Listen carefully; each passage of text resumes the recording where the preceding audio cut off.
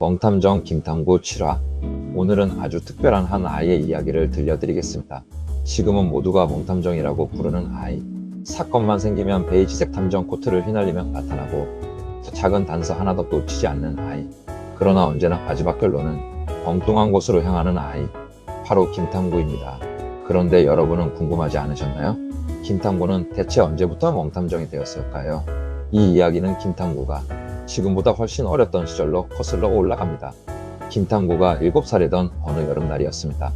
그 시절의 김탐구는 작고 귀여운 아이였습니다. 얼굴은 지금보다 훨씬 동그랬습니다. 이빨이 없는 게 장난꾸러기 같네요. 앞니는 없었지만 탐구에게는 특별한 재능이 있었습니다. 바로 남들이 쉽게 지나치는 것을 발견하는 눈이었습니다. 아침에 집 밖으로 나오면 길가에 쭈그리고 앉아 줄지어 지나가는 개미들을 한참 동안 바라보았습니다.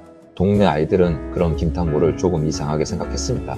친구들이 술래잡기를 하자고 부르면 잠깐만, 여기 아주 중요한 단서가 있어. 무슨 단서? 김탐구는 진지한 얼굴로 작은 돌멩이를 들어 보였습니다. 이 돌은 어제 여기 없었어. 친구들은 잠시 김탐구를 바라보다가 그냥 술래잡기를 하러 가버렸습니다. 어느 날 동네 아이 하나가 울면서 김탐구에게 달려왔습니다. 아이가 가장 아끼는 빨간 공이 사라진 것이었습니다.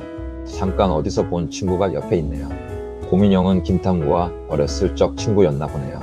김탐구는 울고 있는 아이를 달랜 뒤 천천히 주변을 살펴보았습니다. 모래밭에는 둥근 물체가 굴러간 자국이 남아 있었습니다. 놀이터 가장자리에 풀이 한쪽으로 눕혀져 있었습니다. 김탐구는 아무 말 없이 그 흔적을 따라갔습니다. 잠시 뒤 김탐구는 숲을 깊숙한 곳에서 빨간 공을 찾아냈습니다. 아이들은 깜짝 놀랐습니다. 우와, 탐구가 찾았다. 어떻게 알았어? 김탐구는 어깨를 으쓱하며 대답했습니다. 공이 굴러간 길이 전부 남아 있었어. 그날부터 동네 아이들은 잃어버린 물건이 생길 때마다 김탐구를 찾아왔습니다. 하나의 딱지가 사라졌을 때도 김탐구가 찾아냈습니다. 다른 아이의 장난감 자동차가 없어졌을 때도 김탐구가 찾아냈습니다. 어느 날에는 동네 할머니가 안경을 잃어버렸습니다. 탁자 위에는 펼쳐진 신문이 놓여 있었습니다. 김탐구가 신문을 들어 올리자 그 아래에서 안경이 나왔습니다. 우리 탐구는 정말 훌륭한 명탐정이 되겠구나. 명탐정. 김탐구는 그 말을 듣는 순간 가슴이 두근거렸습니다. 집으로 돌아온 김탐구는 종이를 동그랗게 오려 탐정 배지를 만들었습니다. 장난감 상자 깊숙한 곳에 있던 작은 돋보기도 꺼냈습니다. 김탐구는 매일 거울 앞에서 연습했습니다. 명탐정 김탐구. 위대한 명탐정. 세상에서 가장 훌륭한 명탐정. 난 명탐정이다. 고민형, 넌 좀 무서운데. 그러던 어느 저녁이었습니다. 김탐구는 아이스크림을 먹으며 하늘을 올려다보았습니다. 커다란 별똥별 하나가 긴 빛의 꼬리를 그리며 하늘을 가로질렀습니다. 엄마가 다급하게 말했습니다. 탐구야, 별똥별이다. 빨리 소원 빌어. 두 눈을 꼭 감았습니다. 세상에서 가장 훌륭한 멍탐정이 되게 해주세요. 하지만 음성인식 중. 인식 결과 멍탐정. 우리 탐구 소원이 꼭 이루어지면 좋겠네. 한편 밤하늘을 날아가던 별똥별은 김탐구의 목소리를 들었습니다. 그리고 작은 수첩을 펼쳤습니다. 별똥별은 수첩에 소원을 꼼꼼하게 적었습니다. 다음날 아침, 김탐구는 전에는 보지 못했던 것들까지 보기 시작했습니다. 멀리 나뭇잎에 묻은 작은 흙자국도 보였습니다.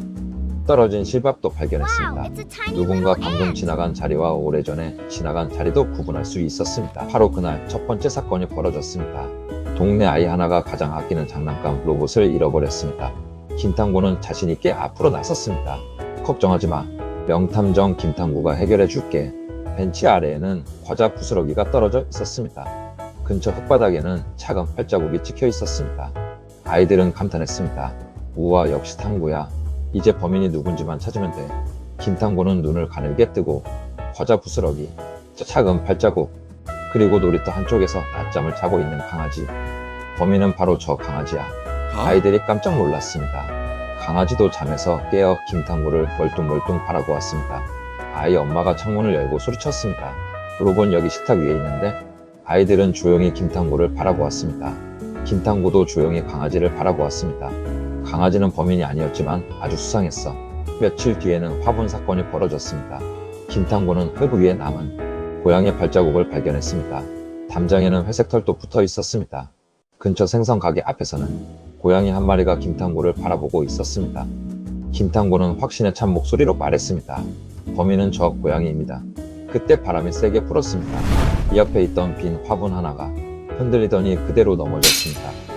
고양이는 그저 화분이 깨진 뒤 마당을 지나갔을 뿐이었습니다. 그날 밤 아이들의 소원을 들어주던 별똥별은 아주 먼 밤하늘을 날고 있었습니다. 그리고 만족스러운 표정으로 멍탐정 맞는 거겠지? 별똥별은 틀린 일을 하지 않았습니다. 별똥별은 맞춤법을 모르는 것 같습니다. 훌륭판이라니. 그날 이후 김탕구는 누구보다 단서를 잘 찾지만 마지막 결론만은 이상하게 빗나가는 아주 특별한 탐정이 되었습니다. 가끔은 강아지를 의심하고 가끔은 비둘기를 의심하며 심지어 바람과 구름까지 범인으로 지목하는 탐정. 멍탐정 김탕구. 김탕구는 오늘도 어딘가에서 새로운 사건을 조사하고 있을 것입니다. 하지만 범인은 못 찾겠죠. 그런데 고민형은 언제부터 김탕구의 친구였던 걸까요? 고민형은 집이 있을까요? 다음 편에는 고민형의 과거가 밝혀집니다.